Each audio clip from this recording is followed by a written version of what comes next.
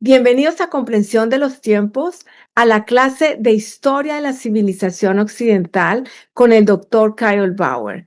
Por favor, Pastor Juan Marcos, ore por esta clase y le damos lugar al Pastor Kyle. Padre Celestial, te damos gracias que podemos tener este espacio y podemos ver estos temas tan importantes y tan interesantes. Bendícenos, Señor, que como podamos asimilar mucho en poco tiempo. Te damos gracias, que todo funcione bien también en la parte técnica de la transmisión de esta sesión, que todo salga perfecto.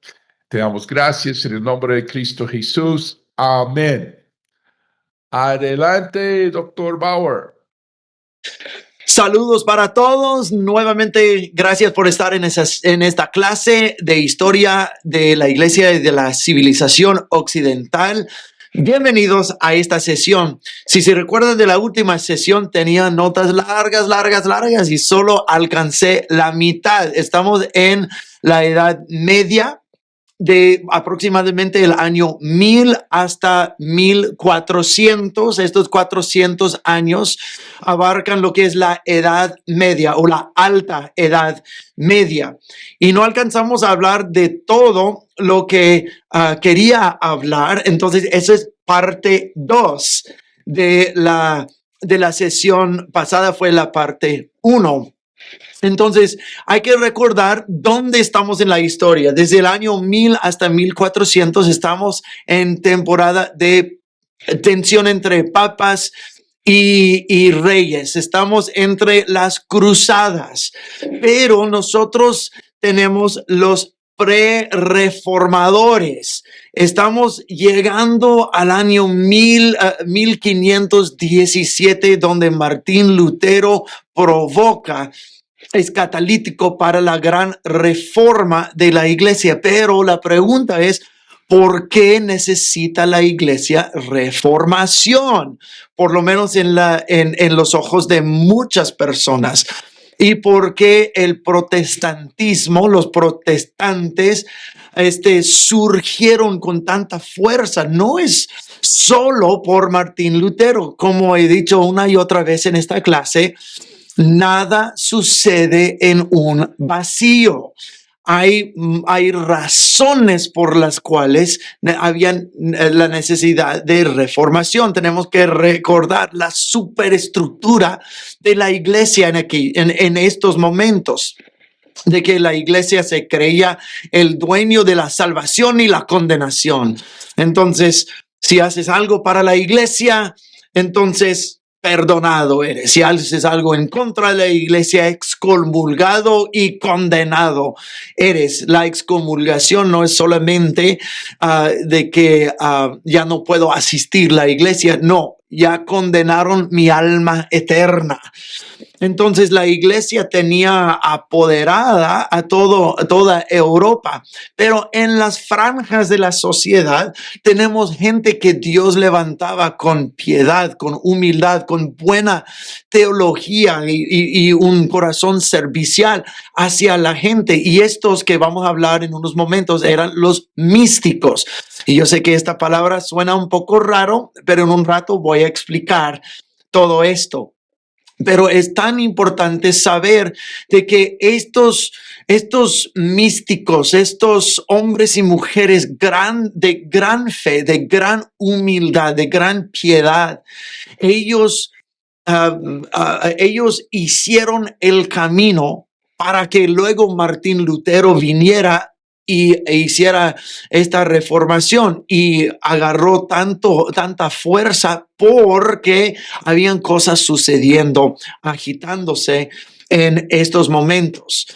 Entonces tenemos que recordar de que en el año 1054 había una fractura en la iglesia entre el occidente y el oriente siendo el imperio bizantino, el obispo de Constantinopla contra el obispo de Roma, o sea, el papa, y hubo una fractura. Entonces, unos 300 años después, ya vemos una fractura entre la misma iglesia occidental. Y no estoy hablando de la Reformación, estoy hablando del papado.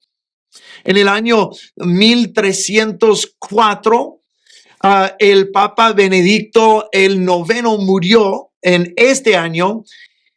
Y los cardenales se juntaron y hicieron la elección, como siempre hace cuando necesitan un nuevo papa, pero esta elección duró casi un año. Y luego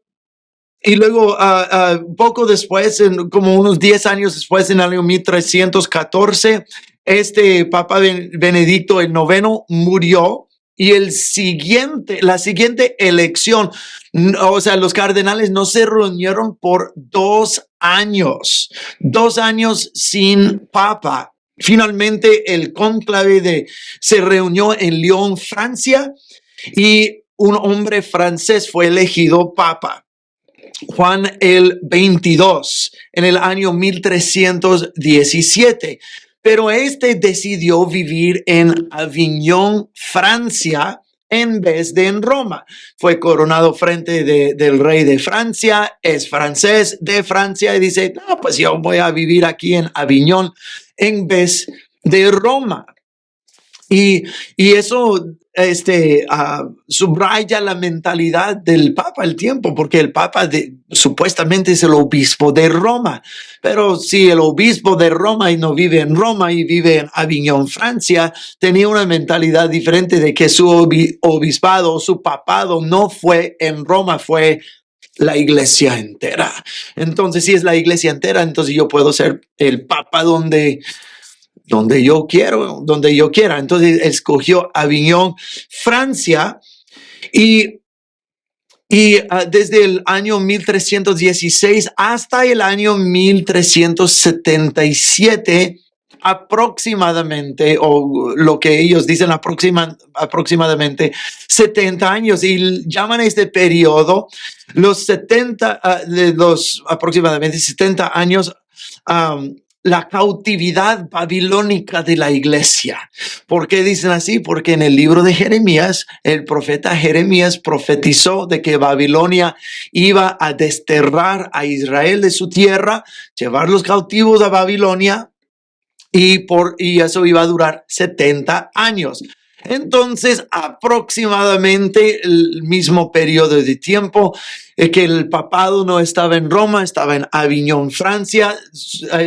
Por los siguientes 5 papas estaban en Avignon y habían descuidado a Roma, y entonces por eso lo llamaron es cautividad de Babilonia. Finalmente, el Papa Gregorio decidió visitar a Roma en un intento de restaurar el orden. Entró en Roma el 17 de enero del año 1377 y su visita no le fue muy bien.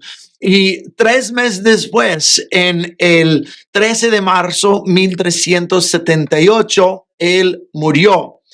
Y el nuevo papa que fue elegido en Roma fue Urbano el VI. Y cuando él fue elegido, su personalidad, su carácter cambiaron. Bueno, no creo que cambiaron, y yo creo que nada más esas cosas estaban adentro, pero ahora la posición de poder y riqueza le cambiaron.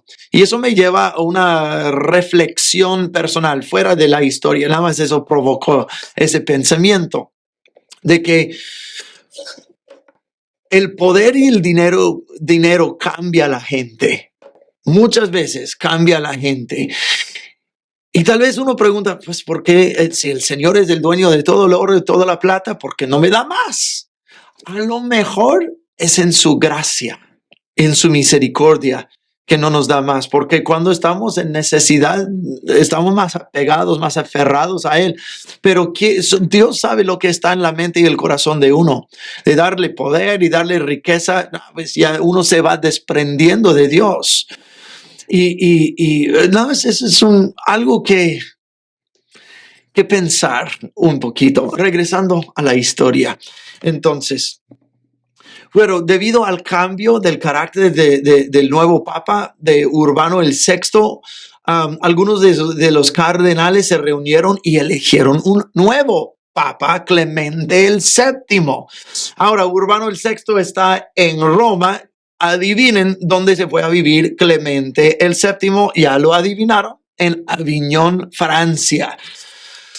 Entonces, ambos bandos continuaron eligiendo papas a medida que sus propios papas morían, uno en Aviñón, otro en Roma, y durante 30 años la iglesia duraba con 2 papas.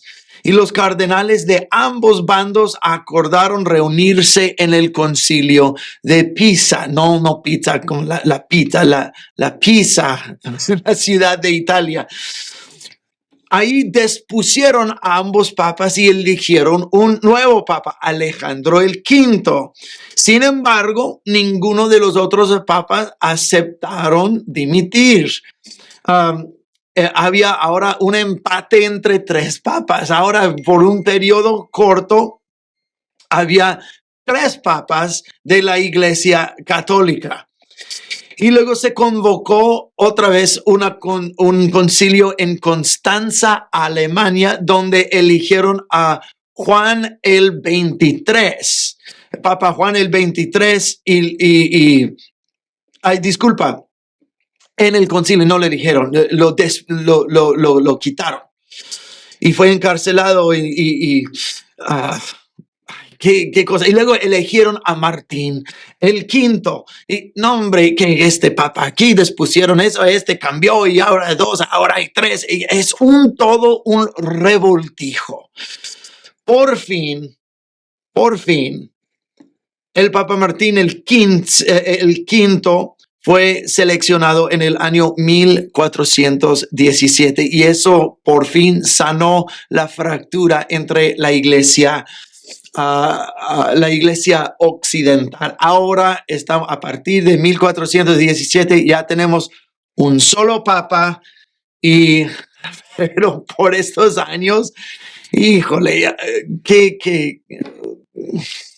aquí, este allá, ¿y por qué? No, tú eres el papa, no, tú eres el antipapa, te vamos a encarcelar, te vamos a quitar el concilio acá. No, hay gloria a Dios que ya pasamos esto y ya estamos con Martín el V, ya todo sanado otra vez. Pero esto queda la superestructura de la iglesia y eso nos lleva a lo que estaba pasando en las franjas de la historia con los místicos, que están en las franjas de la sociedad, fuera de la estructura de la iglesia, fuera del sistema del papado, aunque muchos se habían unido a la iglesia, muchos eran frailes, algunos se les ofrecía ser un obispo, otros, que decían, no me nombraron como clero, no me nombraron como nada más tengo una pasión para servir al Señor. Pero fuera de la estructura de la iglesia, como vamos a ver en unos momentos con algunos de estos místicos, cuando ellos comenzaron a predicar, la iglesia les venía encima. ¿Pero por qué? Porque estaban fuera de lo que la iglesia quería, lo que la iglesia podía controlar. Entonces, en las franjas, en los bosques, algunos tenían que esconderse, otros nada más predicando el evangelio. Pero si no tiene la bendición del papa o la bendición del obispo, entonces no se vale. Pero Dios ama a su iglesia. Dios está usando a su iglesia. Dios está levantando su iglesia. Y nosotros no escuchamos tanto de algunos de estos nombres durante este periodo del año 1000 hasta 1400. Pero por todo lo que la estructura de la iglesia estaba haciendo con poder y riquezas y dominio y control, Dios aún no ha terminado con su iglesia. Y se ve esto comúnmente, se ve esto como que que Dios se mueve más sobre los corazones piadosos y humildes de la gente, más que mediante el poder. Dios puede usarlo todo, pero acuérdense lo que dice en el libro de Santiago. Dice, ¿por qué ustedes están halagando y dando preferencia a los ricos? No son los ricos que los arrastran a los tribunales y que los demandan y que los insultan y que eso y otro. Pero ¿a poco Dios no ha escogido a los más humildes de este mundo a ser más ricos en la fe? Y esto es lo que se ve también durante esta temporada. Y muchos de estos eran místicos. Ahora, la palabra místico o el misticismo tiene mala fama, como que es de la nueva era o es que de las religiones del occidental, de budismo o hinduismo o algo así, de que, oh no, que la meditación o el misticismo es algo satánico, demoníaco, de lo oculto, es una herejía. Y acuérdate lo que Dios nos ha dado. Ok, acuérdense. Entonces, les voy a dar una base bíblica y teológica del misticismo, ok. Y otra vez, hasta me suena raro para mí, pero estos se conocían como los místicos, entonces tengo que hablar de esto por un momento. Dios nos dio un cuerpo, nos dio un alma, nos dio un espíritu. ¿Ok? Pues yo soy lleno del Espíritu Santo. Sí, 100%, sí, eres lleno del Espíritu Santo. Gloria a Dios. Pero Dios a ti también te dio un espíritu de Él que pertenece a tu ser. También te dio un alma. ¿Qué es un alma? Un alma es tu intelecto, es tus emociones, es tu voluntad, tus memorias, tu imaginación, todo eso compone tu alma. Alma, cuerpo y espíritu somos. ¿Y cuál es uno de los frutos del Espíritu Santo?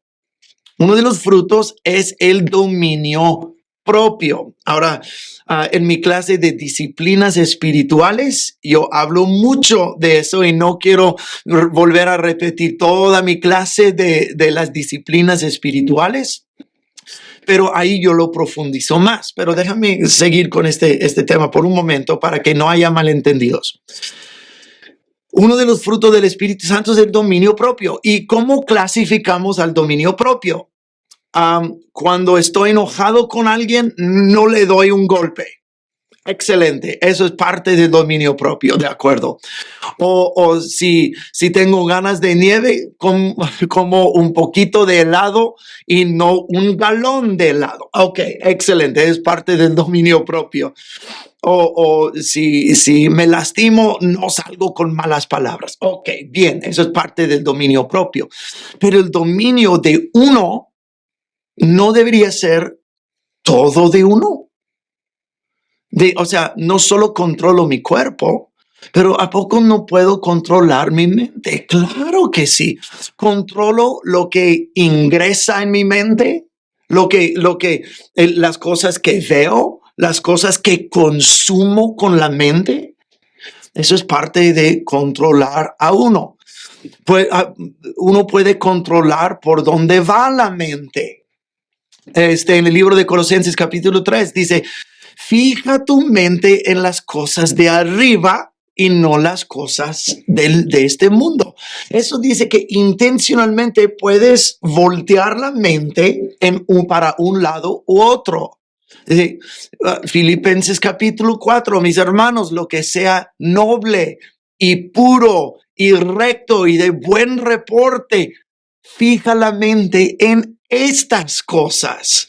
Eso nos indica que podemos, o sea, de nuestra voluntad, fijar la mente en las cosas feas o las cosas puras. Podemos tener dominio propio. ¿Qué es lo que enseñamos a nuestros hijos? Cuando quieren hacer sus berrinches, les enseñamos a controlar sus emociones. controlar sus reacciones. Eso es parte de dominio propio. Ok, eso es del alma. Pero ¿qué tal el espíritu? ¿Eso no es parte de uno? Y si es parte de uno, no debería ser controlado. Sí. O sea, Jesús dijo, el que adora al Padre, lo adorará en espíritu y en verdad, porque Dios es espíritu. Entonces, si lo vas a adorar, tienes que adorarlo en el espíritu de uno. Como dice en los Salmos, lo profundo clama hacia lo profundo. O sea, lo profundo del espíritu que Dios ha colocado en mí clama al espíritu profundo de Dios. Y en la adoración debe hacer esta conexión de lo profundo en mí, el profundo de Él. Entonces, cuando hablamos del misticismo, y voy a dar una definición en un segundo, pero cuando hablamos del misticismo, estamos hablando de unión con Dios, de controlar cuerpo, alma y espíritu para unión con Dios. Y eso es parte de las disciplinas espirituales, las disciplinas de que yo voy a... que los salmos cuántas veces dice que meditaré en tu palabra. Eso no es una meditación de la nueva era. Eso no es comunión con el universo y mucho menos con un demonio. No, dice contempla las escrituras, contempla las obras del Señor. Voltea tu mente, voltea tus emociones, voltea tu espíritu hacia Dios y unirse con Dios. ¿Qué dice las escrituras? Que tenemos una trayectoria hacia arriba. También los que esperan en Jehová se montarán con alas como águila. ¿Qué hace el águila? Hacia arriba. Salmo 24. ¿Quién subirá al monte del Señor? ¿Y quién se detendrá en su santo lugar? El que tiene manos limpias y corazón puro, que no ha jurado falsamente ni ha elevado su alma a un ídolo. Otra vez, no ha elevado su alma a un ídolo. No, que lo mantiene aquí. Esta persona puede subir al monte del Señor. En Filipenses capítulo 3 dice que tenemos un llamado hacia arriba en Cristo. Libro de Isaías dice que aquellos que están en el Señor echarán raíces hacia abajo y frutos hacia arriba. Cuando Jesús cuando Jesús partió de esa tierra, Él ascendió hasta el cielo. El nombre del Señor es una torre fuerte. Una torre que es al nivel de la tierra, es subterráneo. No, una torre es algo alto. El justo entrará, subirá a esta torre y será salvo. Entonces tenemos esta línea de pensamiento bíblico que es de la ascendencia del alma. Y muchos de estos místicos medievales entendían esto. Entonces, esa es una base bíblica acerca de la ascendencia del alma. Pero cuando yo me considero en este campo, aunque no me gusta usar la palabra místico o misticismo por dichas razones, no me gusta usar esa palabra, pero lo que quiero es más que solo conocer la palabra, es unirme con Dios, perderme en Dios. La Biblia dice en 1 de Corintios que hemos de ser un solo espíritu con Cristo. Y hasta las metáforas de la Biblia que hablan de Cristo, el novio, la iglesia como la novia y se van a unir en matrimonio. Eso, la metáfora de Cristo y la iglesia, hombre y mujer, es una unión perfecta, una unión donde los dos llegan a ser uno, como el hombre y la mujer en el matrimonio llegan a ser uno. Eso es lo que es el misticismo o el misticismo cristiano, pero ya quiero evitar esa palabra por dichas razones. Pero yo, ¿sabes? Un gran místico en la Biblia es el rey David. Cuando Él dice en Salmo 27, la única cosa que pido al Señor es habitar en su casa todos los días de mi vida, contemplar su belleza e inquirir en su templo. Como el ciervo brama por las aguas, así mi alma clama por ti. Salmo 63 que dice David, tu amor es mejor que la vida. Mi ser te anhela. Yo te he visto en tu santuario y he contemplado tu gloria. Wow. Yo le puedo comprender. Yo he pasado tiempos con el Señor maravillosas donde ha habido unión de alma y le entiendo. Es más allá de solo saber acerca de su palabra. Entonces, yo sé que eso no es un discurso teológico acerca de las disciplinas espirituales, eso es otra clase, pero quiero poner esta base para que no haya ningún malentendido. Entonces, tengo un lugar enorme en mi corazón para estas cosas, porque amo a Dios con todo el corazón, alma y fuerzas. Lo que Dios nos ofrece no es raro y no es extraño. Lo que nos ofrece es una relación íntima con Él. Uno de mis versículos bíblicos favoritos de toda la Biblia es Salmo 25:14, que dice, la amistad del Señor es para quienes le temen y a ellos dará revelación de su pacto. Entonces, en temer al Señor, debemos de esperar una amistad. En otras palabras, o en el hebreo, habla de los secretos del Señor, los secretos que los amigos compartimos entre nosotros, las revelaciones íntimas y secretas del Señor. La amistad es para quienes le temen y dará revelación de su pacto. Entonces, estos místicos de la Edad Media se utilizaban este concepto de ascendencia del alma para entrar algo más profundo con Dios. Y quiero leerles un poco de lo que yo escribí en mi tesis doctoral acerca del misticismo, para darle un poquito más de fuerza. Yo escribí, muchos de los grandes santos de los 2 milenios del cristianismo fueron también algunos de los mayores místicos. Naturalmente existe una adversidad hacia el término místico o misticismo en el cristianismo, con algunos considerándolo una herejía en lo mejor de casos y satánico en el peor de los casos. Pero eso se debe principalmente a un malentendido y mala aplicación del mismo. El autor Andrew Louth define el misticismo cristiano como una búsqueda y experiencia de inmediatez con Dios. El místico no se conforma con solo conocer acerca de Dios, anhela la unión con Dios, la unión que se experimenta como consumación del amor, en la que el amante y el amado permanecen intensamente conscientes de sí mismos y del otro. En otras palabras, hay una búsqueda amorosa para ver, tocar, oír y conocer a Dios íntimamente, donde Él da una profunda revelación de sí mismo. Incluso como dice Salmo 25:14, el Señor confía en es amigo de quienes le temen y les hace saber su pacto.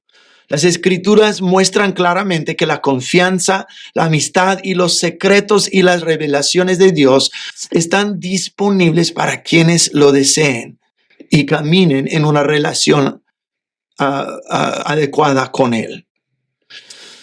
Entonces, esa es la base sobre la que vamos a estar trabajando. Y mira, San Juan de la Cruz, que era un místico español, un poquito fuera del tiempo que estamos estudiando, estaba en los 1500.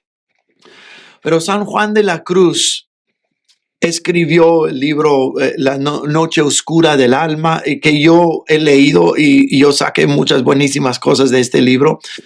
Pero cuando él estaba muriendo, y esto me toca tanto, de que cuando él estaba muriendo, los frailes católicos venían para hacer los últimos ritos, sus rituales y las oraciones, hasta las mismas cosas que se hacen hoy día en la Iglesia Católica, los últimos ritos. Pero cuando comenzaron a hacer esos ritos, él dijo, no hagan esos ritos. Léanme el libro de Cantares. Porque él tanto amaba a Dios y quería esta unión tan cercana de Dios. El libro de Cantares es el libro sobre Cristo y su iglesia y la unión íntima. Y antes de morir quería escuchar una vez más cómo Dios ama a su iglesia y esta unión íntima. No me hagas esos últimos ritos, léeme el libro de Cantares. Eso me conmueve el alma. Ahora, regresando a la historia, Gregorio Magno, que en el sexto siglo era un místico y muy contemplativo. Gregorio Magno, obviamente, sexto siglo es antes de la era que estamos estudiando ahora. Puede ser llamado un místico en el sentido de que fue un maestro importante de la contemplación o la meditación. Otra vez, no la meditación como el budismo, pero meditar en la palabra de Dios. Y él era un proponente teólogo sobre la ascendencia del interior hacia Dios. Gregorio Magno fue no principalmente un místico, pero él puso en lugar una teología fundamental de la contemplación. Fue una figura importante en la historia del misticismo cristiano, otra vez, de contemplación en la palabra de Dios. Y regresando un poco con Bernardo de Claraval, que era considerado el más místico, un hombre poderoso, y no quiero volver a hablar de Bernardo tanto porque hablamos de él la semana pasada, pero era muy influyente y escribió 84 sermones sobre el libro de Cantares. Solo 8 capítulos cortos es Cantares y él sacó 84 sermones en relación al místico cuerpo de Cristo. Y déjame leer algunos párrafos de lo que Bernardo de Claraval escribió en cuanto a Cantares y a cuanto a su relación con Dios. Eso es conmovedor. Solo escuchen. Bernardo escribe: confieso en mi necedad que la palabra me ha visitado, brotando en mí. Y esto ha ocurrido más de una vez, pero aunque ha entrado frecuentemente en mi alma, ha venido de tal manera que nunca he sido consciente al momento exacto de su venida. Lo he sentido en mí. Recuerdo que ha estado dentro de mí. A veces he conocido un presentimiento de que él ha venido a mí. ¿Por qué medio se entró o se fue? Confieso que no lo sé hasta hoy. No entró por mis ojos porque no es color, ni por mis oídos porque no es un sonido, ni por mi nariz porque no se mezcla con el aire, sino con el espíritu del hombre. Ni vuelve a aparecer, entrar por la boca porque no se puede ser comido ni sorbido en la lengua. No puede ser tocado porque no es tangible. ¿Por qué camino entonces entró? Quizá no entró porque no viene de fuera como algo exterior, tampoco viene de dentro, ya que sé que la santidad no está en mí. ¿Cómo supe que estaba presente si no hay forma de describir su llegada? Sabía que él estaba allí porque estaba vivo y lleno de energía, y en cuanto entró en mí, aceleró mi alma dormida, despertó, suavizó y pinchó mi corazón.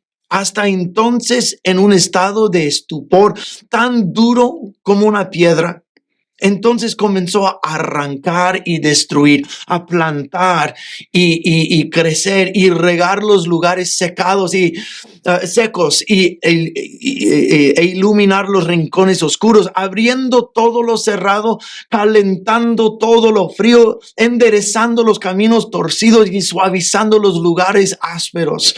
De modo que mi alma bendijo al Señor y todo lo que había en mí alababa su santo nombre.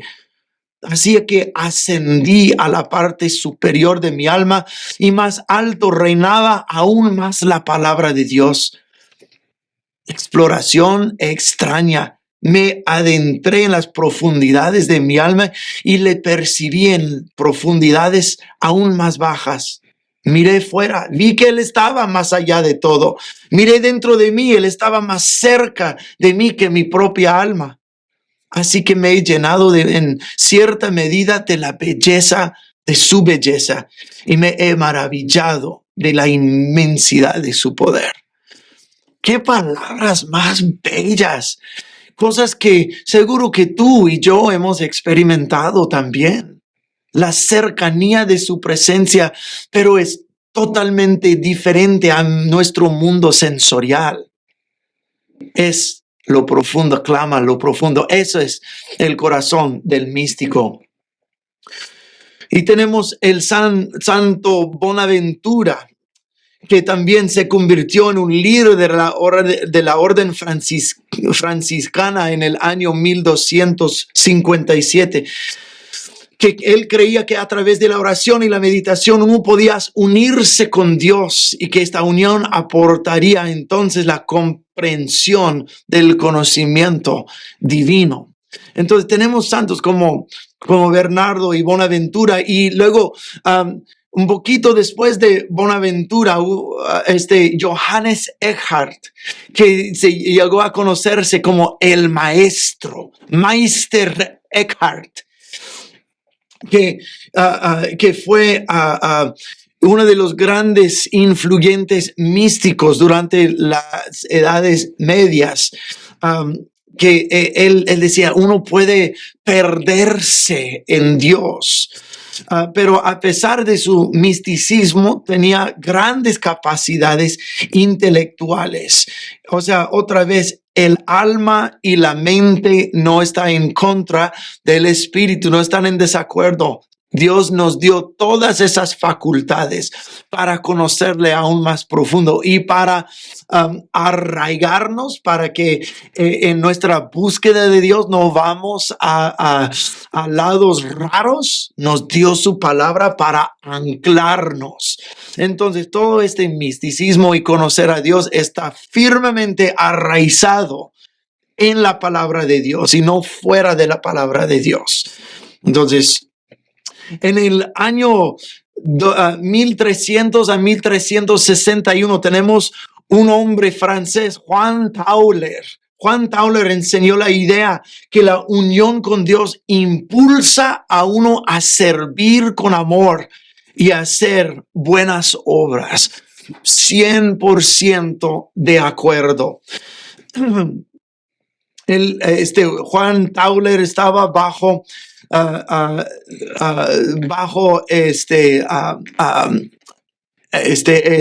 Meister Eckhart, y ellos llegaron a ser entre los grandes místicos, y estoy 100% de acuerdo con Juan Tauler de que entre más se une con Dios, conoce a Dios, ama a Dios, cambia como uno mira a los otros. Como dijo en primera de Juan, ¿cómo puedo decir que amo a Dios, pero odio a mi hermano que está en la imagen de Dios? No, si amo a Dios, voy a amar y servir a los demás que están creados en la imagen de Dios. Entonces, Juan Tauler y Meister Eckhart, 100% estoy en acuerdo de que entre más uno ama a Dios, más va a servir a la gente y de buena gana. Juan Tauler y Meister Eckhart, los grandes reformadores, Martín Lutero como Juan Calvino, ellos estudiaban estos hombres, Eckhart y Tauler y otros, Bonaventura y y Bernardo.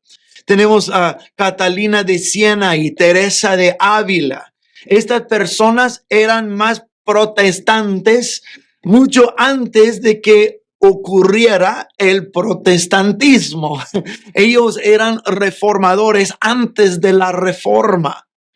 Entonces ellos estaban respondiendo al racionalismo austero y vacío y sin vida de la era de la iglesia, del escolasticismo y de la Edad Media. Y la gente anhelaba una fe profunda, personal y emotiva. Y se vale mencionar que la iglesia en ese momento esperaba una vida piadosa de los cleros, pero no tanto esperaban que las personas normales tuviesen una relación profunda con Dios.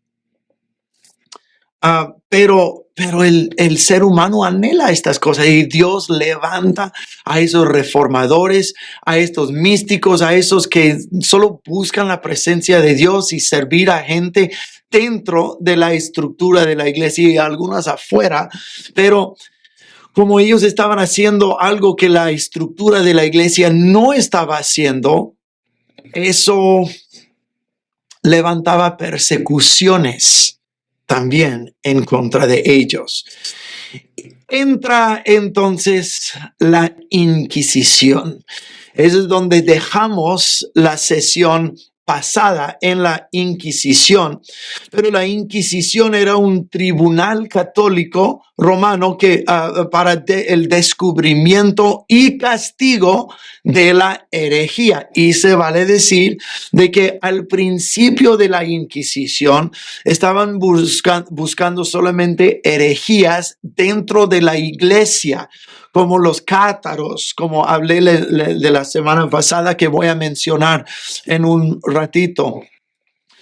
Y los albigenses y otras facciones y otros que de veras eran herejías dentro de la iglesia, pero ellos, como Domingo de Guzmán, él quería combatirlo con predicación, con debate, con lógica, con amor y servicio, pero la superestructura de la iglesia tenía otras ideas. Cuando Domingo no estaba haciendo suficientes ganancias, entonces el Papa dice, hay que hacer una cruzada, una inquisición en contra de las herejías. Entonces ya comenzó la matanza. Nosotros pensamos en las inquisiciones, especialmente donde agarró más fuerza fue en España y Portugal, o en la península ibérica.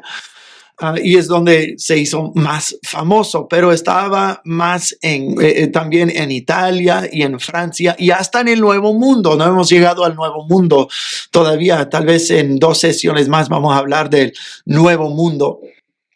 Pero las inquisiciones llegaron al Nuevo Mundo en Centroamérica y Sudamérica, en las colonias de Portugal y España también.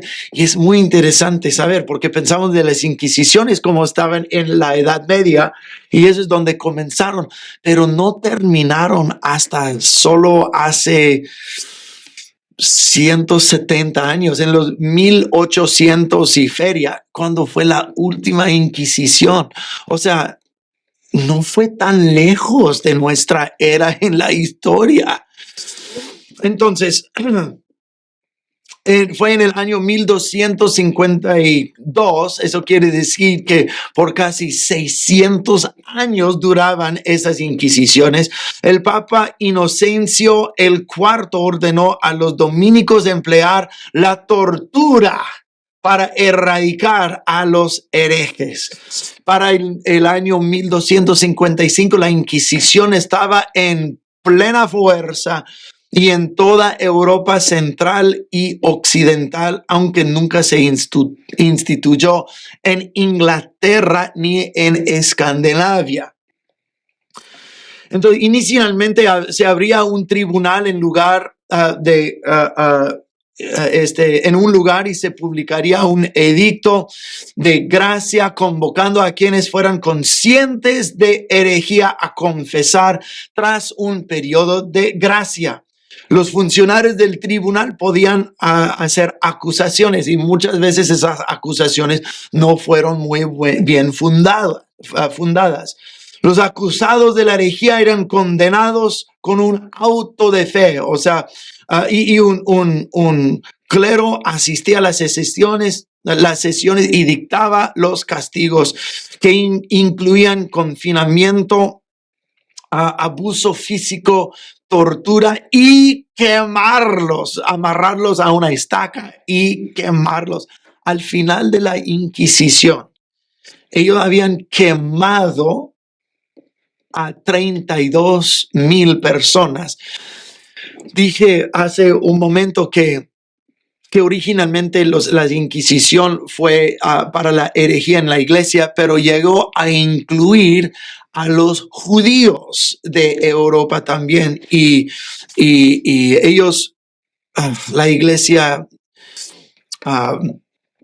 persiguió bien feo a los judíos de esta era. Y es una de las cosas muy feas. Escuché a un predicador europeo hace varios años hablando del crecimiento del Islam en Europa, y sí, por pólizas o leyes izquierdistas que nada más dejan las fronteras abiertas a cualquier persona que quiera entrar, y el mundo musulmán está entrando. Pero este pastor europeo, yo creo que era de Holanda, él dijo: lo que estamos mirando en Europa, dijo, yo creo, es una reacción espiritual a lo que nosotros hemos hecho. Dijo, durante el tiempo de la era que estamos discutiendo ahora mismo, dijo, perseguimos feo a los judíos. Y luego durante la Segunda Guerra Mundial, nosotros matamos a los judíos, expulsamos a los judíos, perseguimos a los judíos. Y ahora es como Dios diciendo a Europa: ustedes no querían a mi gente, bien, te voy a dar otra gente entonces. ¿Y qué es lo que estamos mirando en Europa? Tras siglos y siglos y siglos de persecución a los judíos, ya los musulmanes están poco a poco ganando a Europa. Entonces, no quiero adentrar mucho más a la Inquisición, solo darles algunos números. Al final se estima que 32,000 herejes fueron quemados en la hoguera. 18,000 fueron quemados en efigie, y 292,000 fueron reconciliados a la iglesia en la Inquisición española. Yo creo que hay una gran impulso de reconciliarse cuando te amenazan con tortura. Entonces, esto no fue un buen momento. Un buen momento en la iglesia.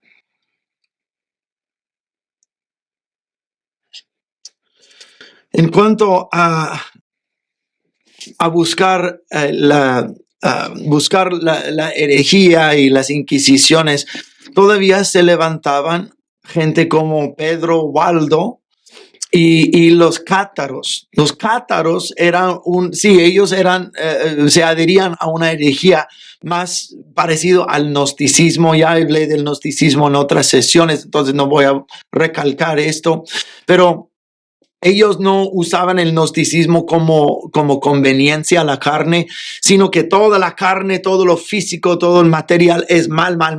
Entonces ellos vivían de una manera muy severa, de negándose a sí mismo. Pero sobre la estructura de la iglesia, para muchas personas esto agarró fuerza porque ellos veían la iglesia, la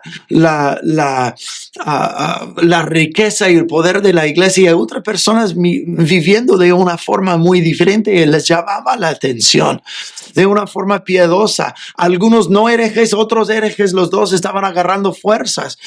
Pero el Papa, para acabar con herejía, mandó a un hombre, Simón de Montfort, que respondió al llamado del Papa a la cruzada contra la herejía, contra los cátaros. Ahí es otra cosa fea que pasó dentro de la iglesia en esos momentos y no la última que vamos a estudiar.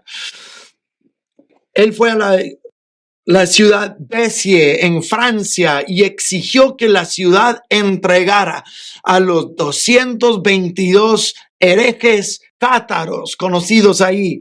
Cuando la ciudad se negó a hacerlo, él comenzó a exterminar a toda la población de 20,000 personas. Y cuando le preguntaron cómo iba a reconocer a los fieles entre los de la secta, y acuérdate, 200 y pico entre población de 20,000, no me los quieres entregar, entonces todos van a morir. No, pues ¿cómo vas a saber la diferencia entre los de la herejía y los de los fieles? Y él respondió, mátenlos a todos, Dios reconocerá a los suyos.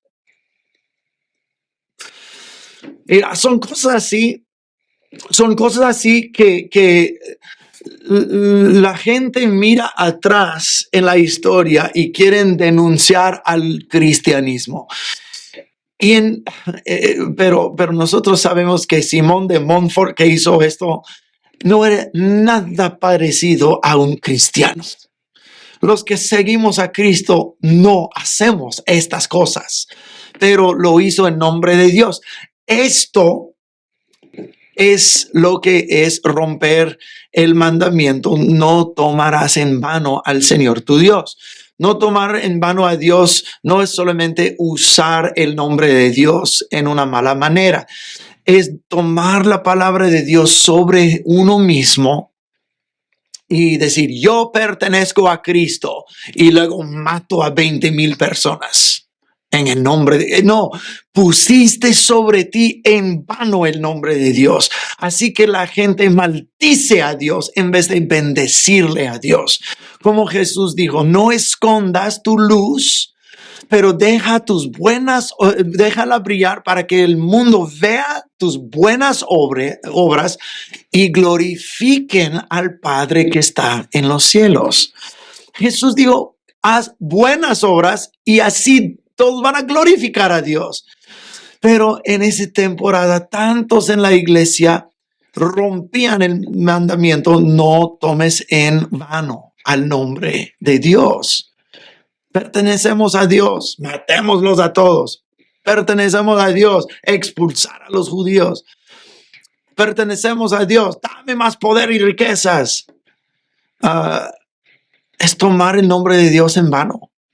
Y la gente ahora, siglos después, en nuestro tiempo, miran hacia atrás y dicen, así son los cristianos, ya no quiero nada que ver con Dios. Pero la misma cosa es para nosotros hoy en día. En la iglesia tenemos que tener cuidado cómo manejamos nuestras vidas para no dar calumnias al nombre de Dios por cómo vivimos. Ok, avancemos. Tenemos el gran Juan Wycliffe, que él comenzó a traducir la Biblia, el más conocido por traducir la Biblia en inglés, no inglés que yo conozco. O sea, si yo fuera a leer el inglés de Juan Wycliffe, yo entendería muy poco porque es el inglés medio antes del gran movimiento de los vocales que formó el inglés de lo que se conoce hoy. Pero él fue denunciado como un hereje. ¿Por qué? Porque la iglesia usaba latín Y si latín fuera suficiente para el apóstol Pablo, es suficiente para la iglesia medieval. Obviamente, la Biblia no fue escrita en latín. Fue escrita en griego. San Jerome, él tradujo al Vulgate. No sé cómo se dice en español, se me olvidó la palabra. El Vulgato o algo así. Del griego al latín, y por siglos se usó el latín, pero Juan Wycliffe dijo: aquí nadie habla latín, entonces ¿por qué no lo traduzco al inglés? Mientras tanto, hay otros reformadores como Juan Tauler y Peter Waldo, que están tratando de poner la Biblia en francés. Más adelante, Martín Lutero lo traduce a alemán. Ahora la palabra de Dios está en el idioma común, pero como se fue fuera de la iglesia, lo denunciaron como hereje. Bueno, eso nos lleva al casi final de la temporada de los tiempos medievales. Y una de las cosas que más impulsó el final de este tiempo fue la peste negra o la peste bubónica, que pasó comenzando en 1348. La peste bubónica comenzó actualmente en la China, pero la China, como hoy en día, en aquellos tiempos tenían mucho comercio con todos. Entonces, barcos de Europa llegaban a China, las ratas pasaban a las barcas europeas y traían esas barcas de regreso. Entró en Italia y muchos de los marineros ya estaban enfermos y querían aislarlos, pero ya las ratas entraron en Europa y gente enferma entrando en Europa, y ya salió la peste. Llegó desde Italia hasta Inglaterra, y entonces se puede decir, como muchas cosas, de que la peste fue hecha en China también, como muchas cosas que compramos hoy. Entonces, esta peste brotó y devastó a Europa en 5 años. Bueno, al principio de la peste bubónica, la población de Europa eran 75 millones. En 5 años después, se había reducido a 50 millones. 1 de cada 3 personas murió. 1 de cada 3. No había persona en Europa que no había perdido a alguien. ¿Y te imaginas el alboroto social? El alboroto de trabajo. Ahora, esto es una de las cosas que más acabó con el sistema feudal, porque ya perdieron 1/3 de la gente. Ahora, ¿quién va a trabajar en las granjas? ¿Quién va a producir la comida? ¿Quién va a producir el comercio? ¿Y quién va a gobernar? ¿Quién está vivo? ¿Quién está muerto? Y esto sacudió todo el sistema. Y entonces eso comenzó a deshacer este sistema, y eso es una de las cosas que más impulsó el renacimiento europeo. Fue un momento horrible en la historia europea. Entonces ahí vamos a tener que dejar el discurso para hoy. Vamos a comenzar en la próxima sesión acerca de la reformación y el renacimiento, pero todo lo que hemos estado hablando de la iglesia, de los pre-reformadores, de la peste bubónica, todo esto está trabajando y llevándonos a una gran reformación europea, tanto social como académica, como religiosa. Y eso es lo que vamos a estudiar en la sesión próxima. Entonces, que el Señor me los bendiga. Y Pastor Juan Marcos. Gracias, doctor Bauer. Pastor Kyle, entendemos, Señor. esta no es una sesión sobre disciplinas espirituales. Sin embargo, no resisto la tentación de preguntarle hoy, ¿qué es un místico? ¿Cómo sería ser un místico en la iglesia, digamos, la iglesia cristiana evangélica pentecostal? Sí, mira, por dichas razones, durante todo el discurso de hoy, la sesión de hoy, yo evito el uso de la palabra místico, pero los historiadores miran a esas personas como místicos, entonces tuve que tocar el tema. No me gusta usar la palabra místico porque se malentiende tan fácilmente. No lo puedes usar sin una larga explicación. Entonces, pero lo que sería el misticismo hoy sería más en el lado pentecostal de la iglesia, donde nosotros no solamente deseamos saber acerca de Dios, queremos tener un encuentro con Dios, un encuentro con su poder en nuestro tiempo devocional. Queremos sentir su presencia, la cercanía de su presencia. Queremos escuchar su voz, que Dios no se limita únicamente a las páginas, a papel y tinta y cuero de una Biblia. Esto es nuestro, si puedo inventarme una palabra, es nuestro anclaje, es nuestro cimiento, y eso es lo que informa todo lo que hacemos para que no vayamos por lados raros.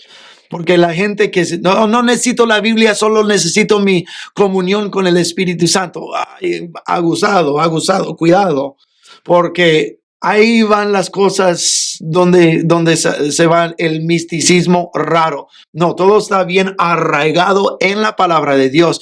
Pero el Dios que escribió la Biblia es el mismo Dios que resucitó de entre los muertos, el mismo Dios que mandó su Espíritu Santo, el mismo Dios del poder de milagros para hoy, que nos dio los dones, que también puede hablar al corazón, entrar en el corazón y hablar con sus hijos. Eso es lo que es el misticismo de hoy. Es la presencia inmediata y casi tangible de Dios en nuestro medio. O sea, yo considero mi iglesia una iglesia, otra vez uso la palabra con precauciones, una iglesia mística, porque no solo queremos hacer el ritual de adoración, queremos elevar nuestra alma al Señor y decir: Señor, te amamos, y queremos tener un encuentro personal, una manifestación de tu presencia, donde la gente es sanada, corazones endulzados, mentes, cerebros duros, suavizados por la venida de tu presencia.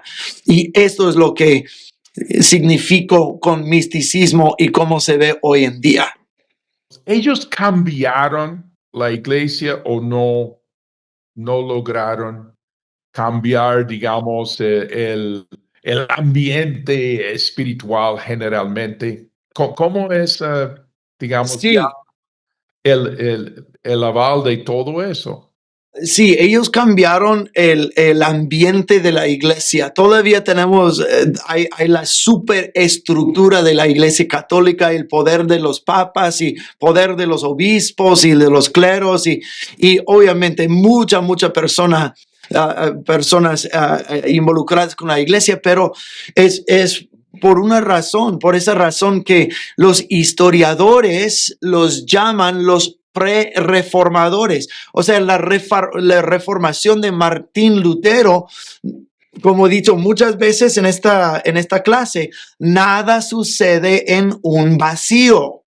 Entonces, ellos, digamos, empavimentaron la calle para que Martín Lutero pudiera manejar su carro, si lo puedo usar de esta forma. La reformación no comenzó con Martín Lutero. Él solo fue la persona más catalítica, pero cosas se habían estado agitando dentro de la iglesia ya por algunos siglos durante ese tiempo. Sí, tenemos la Inquisición, tenemos grandes matanzas, tenemos la persecución de herejes. Algunos herejes y otras personas no eran herejes, como Pedro Waldo. Pedro Waldo era una persona común. Fuera de la estructura de la iglesia, no fue un obispo, no fue un fraile, no fue nadie, pero él fue conmovido a compartir el evangelio. Y sí, era un hombre ortodoxo, no ortodoxo de Bizancio, pero ortodoxo en su sana doctrina. Y comenzó a predicar y terminaron persiguiéndolo solo porque no fue un clero de la iglesia, pero agarró un seguimiento grande porque amaba al Señor, predicaba con fidelidad, servía a la gente, igual como con Juan Tauler y otros. Entonces sí, había un gran movimiento. Digamos que Martín Lutero entrara en la Reformación y no había nadie más, solo era la Iglesia Católica. Bueno, la Iglesia Católica, eso hubiera sido fácil. Lo llevan preso y lo matan como hereje. Pero como había los pre-reformadores, había muchos seguidores de otras sectas, no solo herejías, pero como los waldenses, que era de Pedro Waldo, los waldenses, y otras personas, había muchas cosas agitándose en el entorno espiritual. Viene Martín Lutero y ¡pum! Él solo es la persona catalítica, pero nada sucede en un vacío. Entonces sí, ellos estaban tornando a la iglesia. Bueno, muchísimas gracias, doctor Bauer. Última cosa, hay un refrán en inglés: change comes from outsiders. El cambio viene de gente de afuera. ¿Quiere comentar?